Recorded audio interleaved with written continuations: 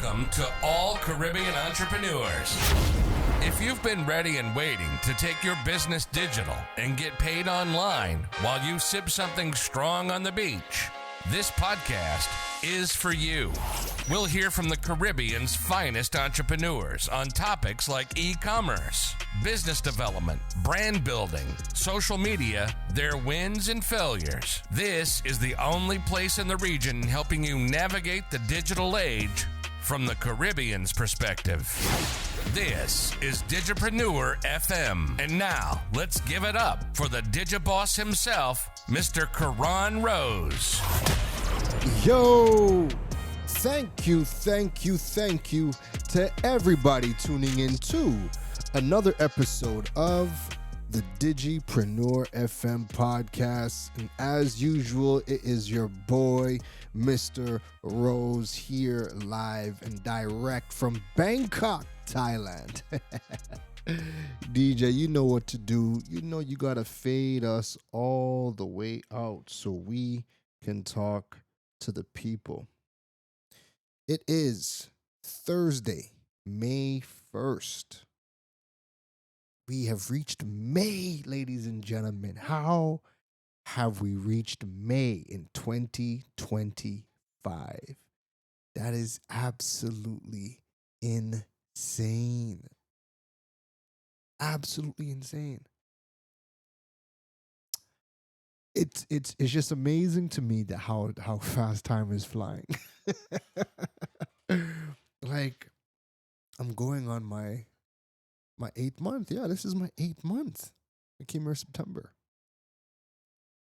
Yeah. And pretty soon, that 1 year is going to hit. Like, I'm going to blink. And it's going to be, 1 year since you made the big decision to move. And like, it's funny because September sounds like it's kind of far, but it's really right there. We're in May. Anyways, hope you all, ladies and gentlemen, I hope you guys and gals of the Digipreneur FM family are doing lovely on this Monday morning. I hope you're doing lovely. We just wrapped up our elections in Trinidad and Tobago. My goodness. Crazy.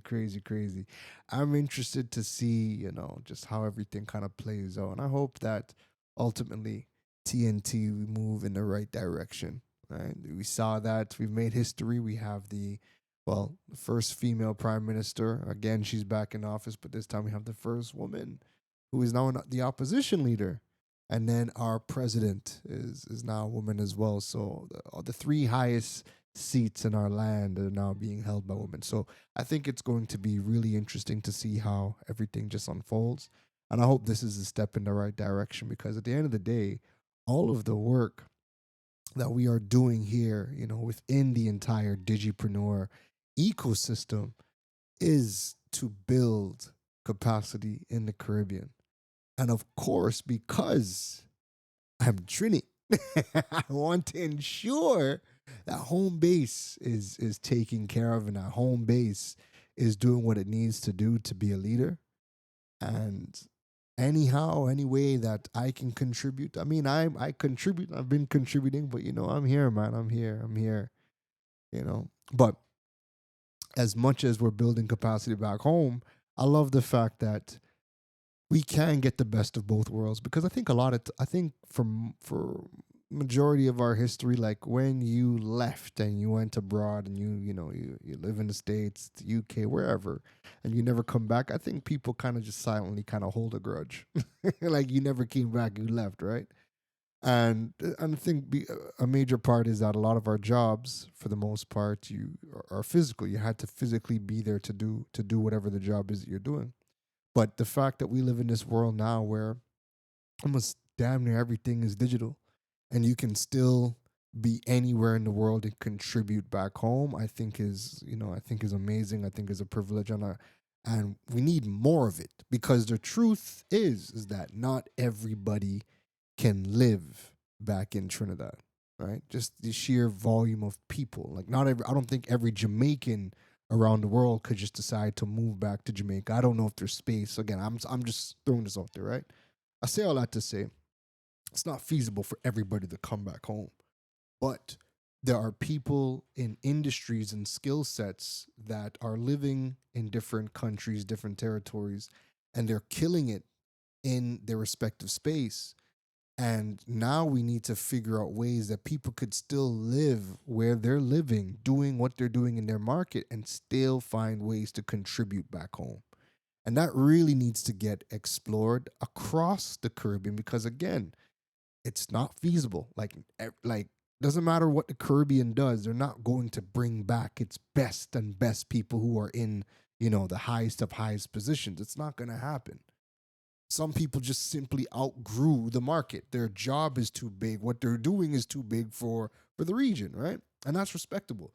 But now we really, really, really need to figure out how we can tap into that diaspora and how we can find more ways for the diaspora to contribute digitally, remotely, still doing what you're doing wherever you are, but still contributing. I think that really, really needs to get explored. And I think that there's a lot of untapped potential, right? So even for me right now, I don't see myself moving back to the Caribbean anytime soon. And not for any other reason than I was there for the last 10 years. And I feel like there's just so much more to explore in this world that I need to see. And I myself need to be I myself need to be poured into, and I myself need to be inspired, right? In order for me to be the best version of me, I myself have to be poured into, and I also have to be inspired. So when you stay in a particular space for too long, and you just assimilate, or you're not growing the way that you need to grow. And again, this is no fault of the region. I mean, obviously think there's a lot of things that could have been done better, but we're young, right? We're young. So this is no blame to our region. But when you have big dreams or big ideas or big visions, you really have to be extremely acutely mindful of the spaces that you are in. Because if you have these big ideas and this big drive and you're in the smallest spaces for too long, they might chop you down to size, or you might realize that what you're trying to do can't be built there. Like what you're trying to build is just too big, right? And it's going to have to put you in a situation where you have to go put yourself in the right situation, in the right circumstance, in the right room, in the right city, in the right country to get your vision off the ground. And at that point, when you get it off the ground, then you can come back and see how can you bring that back home, or how can you share in the new resources that you've created, or whatever. And again, resources doesn't all have to be financial. But anyways, I'm rambling. But I really do hope that that does come to fruition. I'll say this before we get into today's episode. Just being in Asia in the current times that we are in, where you're seeing the US going to war with China, and you're seeing the different responses of how the West is handling, how the US is handling, how Canada is handling it. And then, like, now that I'm here in Asia and I'm seeing how they are handling it, I will repeat to you that where you decide to live is going to be the most important choice that we make within this decade. It's not going to be which house to buy, or which car to buy, or which city to live in. It's a city to, and actually not really city, but country. I think where you decide to base yourself, whether, and again, and I like to say base now because, like, as much as people are like, oh, so you're going to be living in Thailand for how long? And I'm like, I'm based in Thailand, but I'm traveling. You know what I mean? So where you decide to base yourself, or if you're not trying to travel too much and you're really just setting up roots, but where you decide to do that is going to be the most important decision that we make in this decade, because the world is in flux with every tweet right now. Donald Trump, the US, they tweet, and it sends ripples throughout the world, and things are changing. Like things are changing as fast as a tweet, right? And this is where I really believe that the Caribbean it's going to be very interesting. I don't think the Caribbean makes it individually. I think the only way that we progress moving forward is CARICOM has to start talking to the world and negotiating as a block. And there needs to be, you know, the CARICOM heads, one central bank or one regulator, one entity, one or two entities that the outside world has to deal with to get something done across the entire Caribbean. And until CARICOM really steps up, I think it's going to be. I hope I'm wrong, but it's really going to be tough for all Caribbean countries, given everything that's happening in the world. And again, I'm in Asia and I'm seeing how they're preparing, and I'm like, man, we're not even on this level. They're really thinking 10 steps ahead. Whether the U.S. is as well, I mean, but when I'm seeing here on the ground, they're 10 steps ahead, and it's really a chess match. And when you look at smaller countries, small developing nations like the Caribbean, we don't really have much of a say. So I hope that CARICOM looks at there's a ASEAN, which is I forget the full acronym of ASEAN, but it's basically all of the Southeast Asia countries trade as a block, like CARICOM. But just watching them operate, CARICOM needs to get on that level if we really want to have a chance. So again, hopefully these are things that we as a region could put forth. Anyways, but let's get into this episode. This episode number 187. This episode is about my cost to run my online business. This is something that I get asked every once in a while, and these prices, I realize, I mean, I haven't done an article or a piece of content on this maybe in about 3 years, 2 or 3 years. And anytime anybody asked, I would just send them the blog or send them the video that I did, because my cost didn't really change too much. But what I've realized is over the last 6 months to a year, yeah, my costs have absolutely changed. My costs to run my business have absolutely changed. And I thought this would just be a perfect time to talk about it and dive into the costs.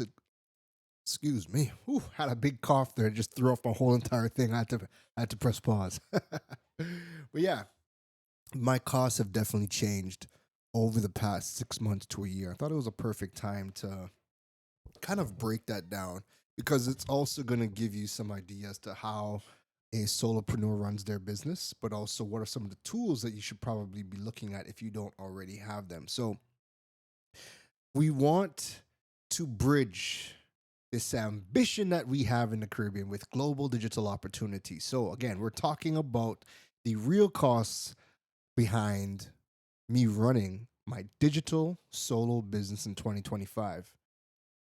And I get asked from a wide range of people, from other consultants, other solopreneurs, other content creators, and business owners as well.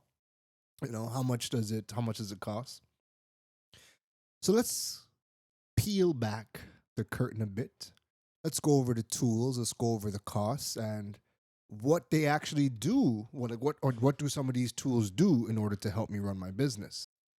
And again, I have to stress that I'm a digital solopreneur. So I'm a one-person business who operates 100% digitally, and I'm not tied to any country. I have to stress that so you understand basically what it takes for me in my particular situation to run my business. So the first expense for my business is my home internet, all right? So my home internet, I pay $19 a month. I use True Internet here in Thailand, and I get really amazing internet speeds. It's really never failed me. I get 500 megabytes upload and 500 megabytes download for that $19 a month, right? So obviously that's, internet connection is always going to be one of the most important things when you are a digital business. I am happy to report that everywhere that I've gone so far, all the places I've traveled to, I've never had any problems with internet. So that was always good. But yeah, home by me, 500 up, 500 down. The second expense for my business, and we'll tally up everything at the end, right? The second expense for my business is my cell phone plan. So my cell phone plan is 19 US dollars a month as well. And that allows me obviously to have mobile data. It also allows me to have hotspot tethering so I could just, hotspot from my laptop when I'm working on the go if need be, if there is no other internet Wi-Fi around there and whatnot. And I get 50 gigs a month of 5G speed. So on average, my upload downloads about 200 up, 200 down on average on my mobile device. And you know what? And whilst, you know what? Let me see. Let me see if that's changed. Oops, that was do not disturb. Let me see if that's changed. I'm going to take off Wi Fi, right? I'm actually curious.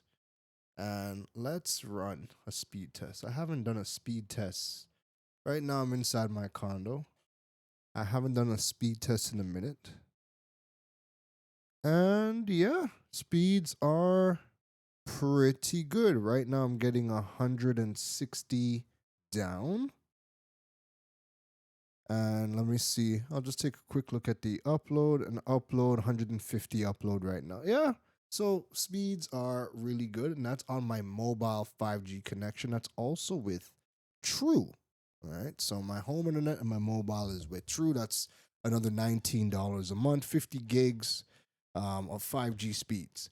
My third expense is Canva. So Canva, I pay 15 US a month, and this is for Canva Pro. This is my go-to design tool. It powers all of my graphics from the IG carousels to YouTube thumbnails, my workshop decks, all of those things. That is where I do pretty much all of my graphic work inside of Canva. Canva just keeps on getting better and better and better. And now with the addition of the AI tools inside of Canva, listen to me, Canva is unstoppable. Canva, after I pay my internet and my cell phone bill, Canva gets my money without fail. I ensure that my Canva is always paid up.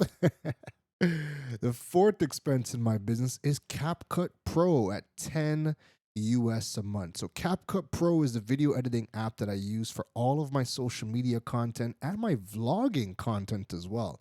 It's lightweight, mobile friendly, has powerful auto captioning, transitions, effects, and it helps me edit all of my content. So if it's just reels and stuff I'm doing, I could do it on my phone, no problem. But you see, when I'm getting into like the vlogs and whatnot, all of that I do inside of CapCut Desktop. I think CapCut Desktop is just so easy to use, powerful. So that's where I do all of my editing. I rarely ever edit on my phone. It gets too annoying unless it's something where I don't have to do much. Maybe it's just a talking head video and I did it in one take and I just need to caption it and get it out, then no problem. But once I start to do any kind of editing, I always do it in my CapCut Desktop, right? So that's 10 US a month. So the fifth tool that I pay for every month is a tool called Ecamm Live at 20 US a month. So Ecamm is the engine behind anytime I ever do a live stream. Typically, and I haven't done one in a while, but anytime I do my live streams, I use Ecamm, but it also helps me with my recording of all of my course content. So allows me to record in 4K with my camera setup. It pairs up extremely nicely with my Elgato Stream Deck, so it allows me. So my Elgato Stream Deck is kind of like a physical switcher, so I can program the different scenes, whether it's a screen share, whether it's I wanted a picture in picture, if I want to queue up videos or whatever, I can manually program it into the buttons inside of Stream Deck, and that works with Ecamm Live. So all of my recording for my courses I do with Ecamm Live, and it works perfectly with my Elgato Stream Deck. Now the Elgato Stream Deck sells for like 100 US on Amazon, but that's a one-time purchase, right? So Ecamm Live.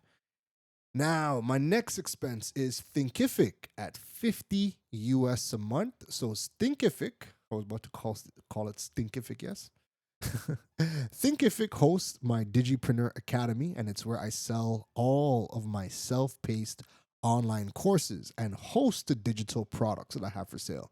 So this tool handles everything from course design to student enrollment to payments and content delivery. It is an entire LMS. It is a learning management system. And again, that hosts all of my courses and all of my digital stuff for the Digipreneur Academy. That's 50 US a month. My seventh tool is Zoom at 14 US a month. So Zoom obviously powers, all of my coaching sessions, consulting calls, virtual workshops. The Pro plan gives me unlimited meeting durations. I got a multitude of recording options. And then, of course, you can have up to 100 people inside of that Zoom room. And that's 14 US a month. The eighth tool is SEMrush. Now, this is the beast of my tech stack. So this costs me 250 US a month. And SEMrush is the SEO and digital marketing analytics powerhouse that I use to audit websites, track keyword performance, analyze competitors, and create data-driven content strategies for myself and my clients. Obviously, it's very expensive, but absolutely worth it because SEO is the core pillar of your business and it is almost in every single thing that you're doing, whether it's ranking your content online or whether it is showing up in AI search. Again, it just does so much. Or competitor analysis and competitor benchmarking. I could go on for days about SEMrush, but yeah, that's just a little bit of the ways that I use it. It's a professional grade tool. So again, not everybody is just going to go ahead and get SEMrush unless you are a SEO specialist or a content marketing specialist and you know how to use it. Then there is my website hosting. So I use Overmill every month, and that's $5 a month. So my websites are hosted with Overmill. So that is a great one. Like if you are a local business in Trinidad and Tobago and you don't have a credit card, I usually would recommend you go and check out Overmill because it is a local business and they can take bank payments or in-person payments, right? That's my boy Stefan. I've been with Stefan for years at this point. So yeah.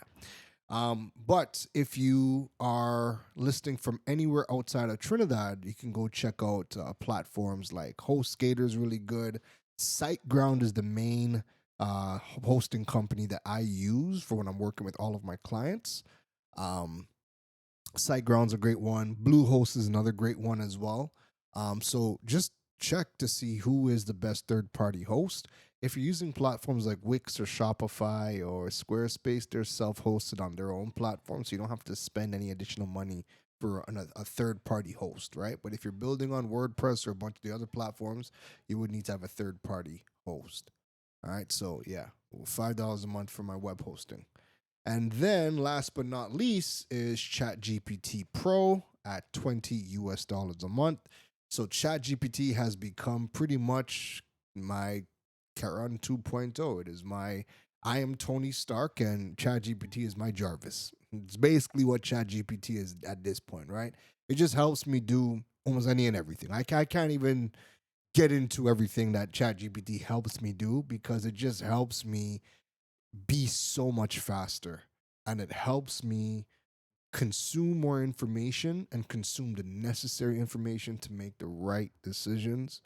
It just does so much. But I essentially will liken ChatGPT to I am Tony Stark, I am Iron Man, and ChatGPT is Jarvis, the AI that Tony Stark had. That is essentially our relationship at this point, right? And that's 20 US dollars a month. So to run my business, so those are the 10 things that I'm paying for my business, right? That grand total is 422 US dollars. 422 US dollars. If you're in Trinidad, that works out to be $2,865 to run my entire business. And if you're in Jamaica listening, that turns out to be 67,000 Jamaican dollars. That's the cost to run my entire business online. That's what I pay for. Those are my monthly recurring costs for the business. Not too bad.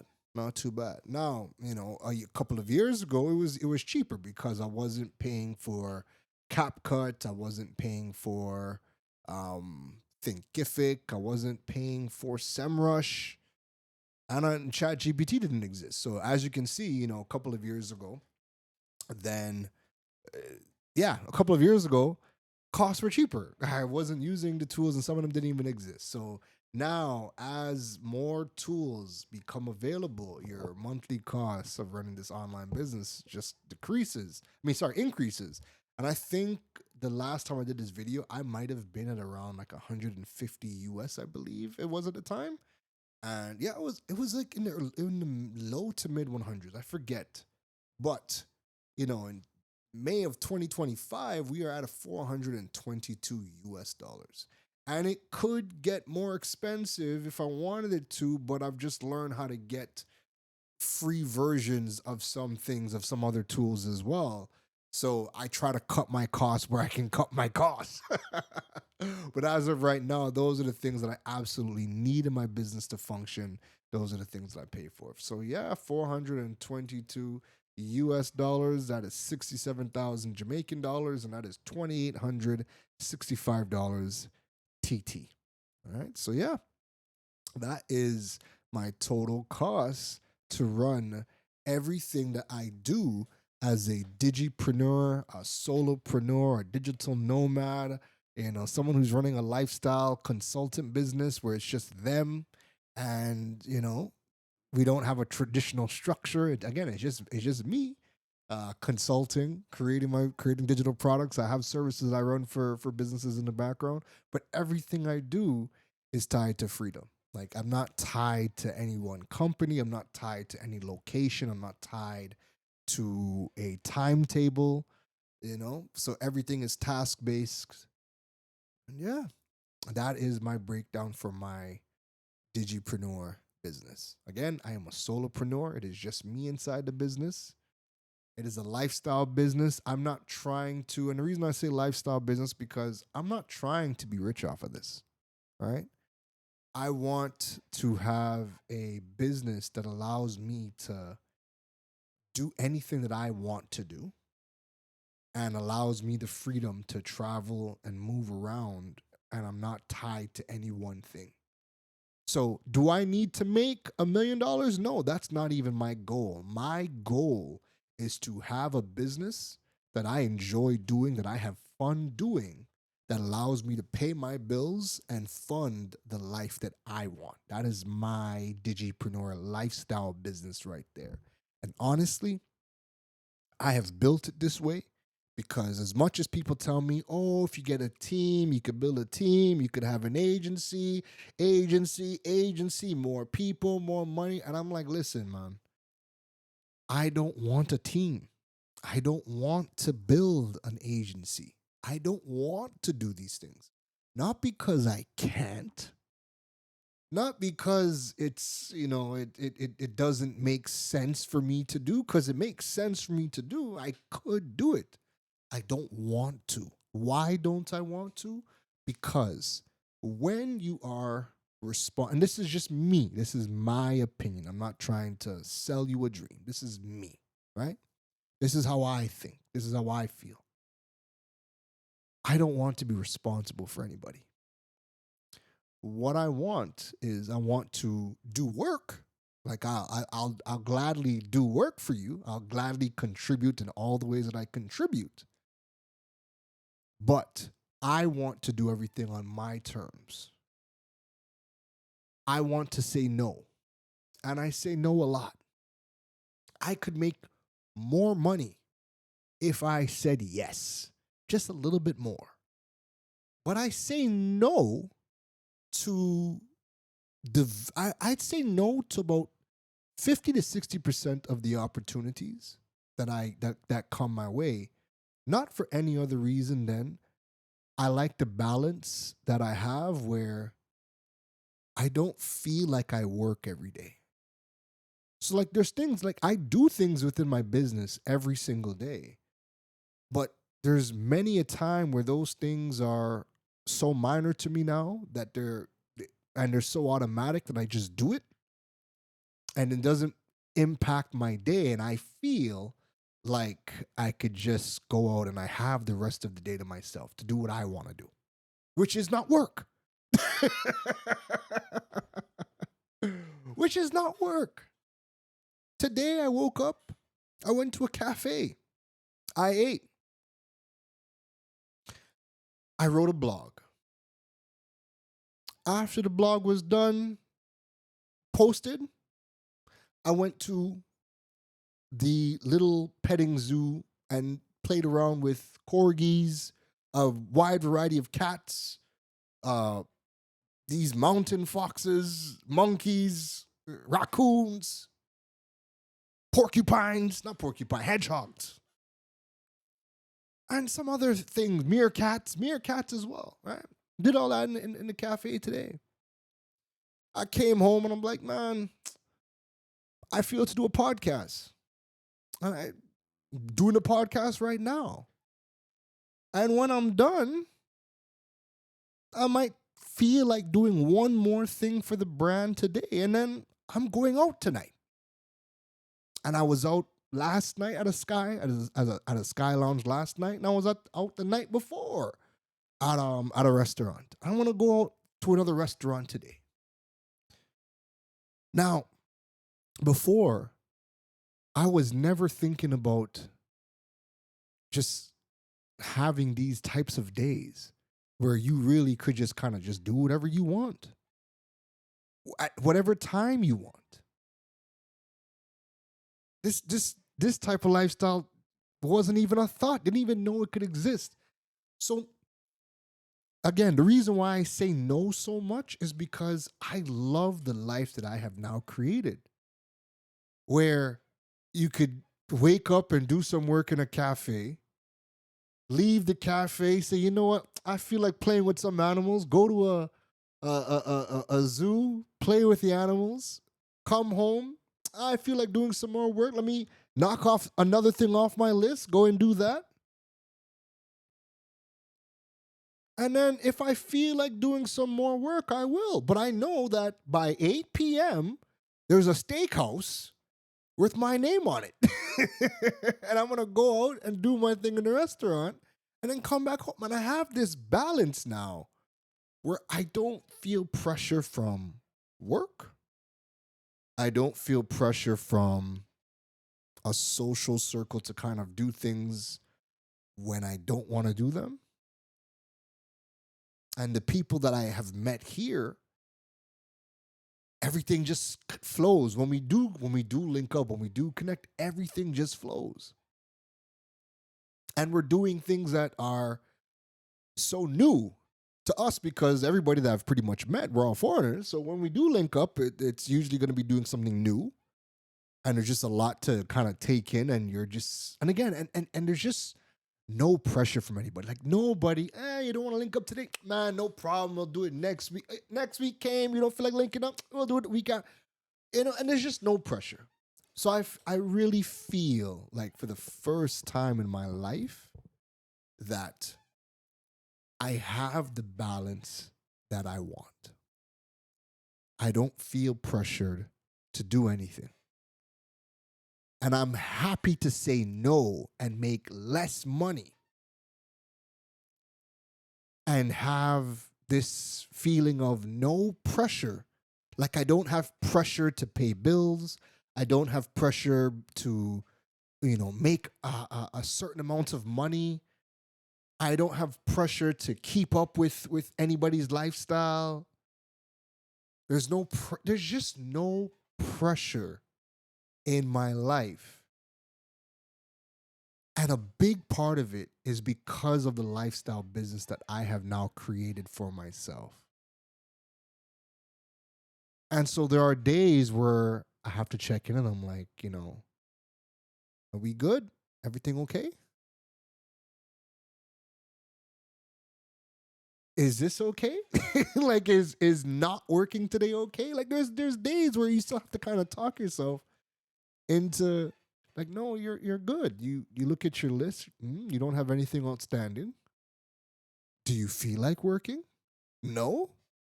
Okay, cool. Then go do something. That is a level of freedom that I really wish all of us could taste. Where everything is just aligning There really isn't no pressure. No pressure for bills, no pressure for social. Like, there really just is no pressure. The only thing I'm worried about is, I guess, more so complacency. But even that, I don't feel it because I'm doing things that I enjoy doing. I'm doing it a lot more. You know, I'm doing it a lot more. Whoops, hit my mic. Anyways, that's it for today's episode. Create that lifestyle business, man. Create the lifestyle business. When you really check it out, if you just take a step back and you decide to say, you know what, I'm not going to limit myself to my city, not going to limit myself to my home country. I don't want to just work a traditional job, 9 to 5, doing whatever it is. You know, what could life look like if I really wanted to experience that type of freedom? What type of job would I do? Am I okay with making less money to have the life that feels good? And it doesn't need to be glamorous. I am in flip-flops 99% of the time. The only time I'm not in flip-flops is when I'm required to wear shoes, which is far and few to where I go. Right? I see so many shoes I want to buy, and I'm like, I will never wear them. They would literally collect dust because 99% of the places I go to, I don't need shoes. I can wear slides. But am I willing to take less money? Am I willing to do a job that maybe you went to school and spent how many years in that field? Am I willing to do something else? I think when you really step back and you see what types of opportunities there are in the world right now to create the life that you would like, I don't think the majority of us are really I don't think we're really sitting down and taking that step back and willing to say, I'm willing to take less money. I'm willing to not be specifically in my career. I'm willing to do something that earns me enough or good enough money that allows me to live in a different country, to just kind of live a completely different life, a life that I actually enjoy. And that's going to look different for everybody. The point is, give yourself that permission to have that thought. Because as much as I could make more money, and as much as there are days where I'm like, I really could use some more money, I think about, do I want to work the extra time and the extra hours to earn that money? And I'm like, no. And I'd rather just go and do something else where I just don't have to work. So finding that balance, this is the first time I really feel like I have that balance where I work enough to fund the lifestyle that I'm very happy to have. If that makes sense. And I'm happy. I'm legitimately happy. And so if you ever see my content or my stories, if you're one of those people that are like, hey, you're glowing, your skin glow, listen, I'm just happy. I'm just happy. That's all it comes down to. So think about that lifestyle business. Right? A lot of times you're thinking about how much money you have to make in order to stay where you are at. And that's another thing that you're going to have to shift your focus on, right? Look at multiple places, because what you need to earn in your business is going to be relational to where you live. So what really sunk in for me was when I was going through my expenses in Trinidad.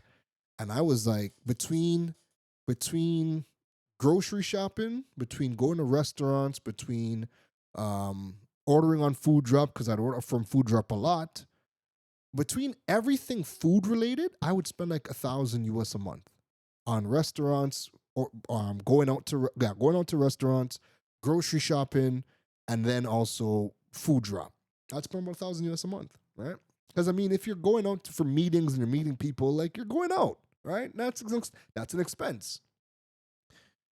But when I seen that, I was like, my food related bill is $1,000 a month. And when I look at the cost of living in Thailand, that $1,000 a month would be my fixed expenses right there.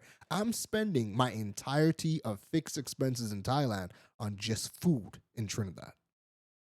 So that sunk in for me, and I realized that I would be so much better off over here because now I could actually afford to work less and have a better quality of life. So I'm not earning more money. Matter of fact, I'm in some months I earn less money than I was consistently making back in Trinidad. But that's just because I'm just saying no more and just living life. And because I don't need as much money, I'm just not worried about working harder and harder to earn more money. I'm now just making do with what I have, with what I need. If I want to do something, let me tell you how I work, right? If I want something and I see, okay, it's going to cost me $2,000, okay, cool. I'm going to go do what I have to do to go make the money. But when I don't have like a thing that I need, like if I'm just in my regular day-to-day, then I just work the bare minimum that I need to earn enough money that gives me my comfortable life. And then if there's something that I need or something I want to do, or God forbid, whenever my daughter calls and I'm like, this sounds like an expensive conversation. Once she calls and she says, hey, X, Y, and Z, I need something. Okay, cool. I have to go out and I have to go and get. And I like the fact that when I want to work more, I could work more. I know what my day-to-day workload looks like, and it gives me that comfortable, cushy feeling where I'm not stressed about nothing. And when I want to work more, I can scale up and work more, achieve whatever I need to achieve, handle what I need to handle, and I go back to regular mode. I love that for me. I want that for you. But that's it from me for today. Today's episode number 187. If you enjoyed today's episode, don't forget to like the podcast. If you're listening from Apple Podcasts, Spotify, like the podcast. If you're on YouTube, drop a like as well. If you are really enjoying the episode today, or you've been enjoying Digipreneur FM, please drop a review. Drop the reviews on Apple Podcasts, Spotify. Drop it on YouTube as well. These things continue to help to grow the Digipreneur FM family all over the world. Don't forget you can learn more about building your digital presence and monetizing your platforms on KeronRose.com. And you can stay up to date with the podcast at the digipreneur.fm website.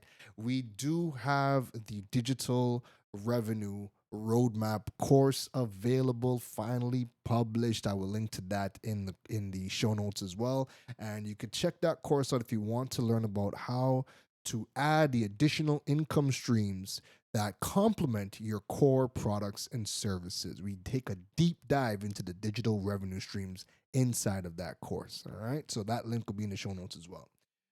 I hope you enjoy the rest. Did I say it was Monday today? Oh my God, listen, I said Monday in the opening. It is Thursday. It is Thursday, May 1st. Oh, listen to me. I'm clearly just enjoying life. What is time? Time is a construct. Monday. I'm out. You've been listening to the Digiboss, Keron Rose.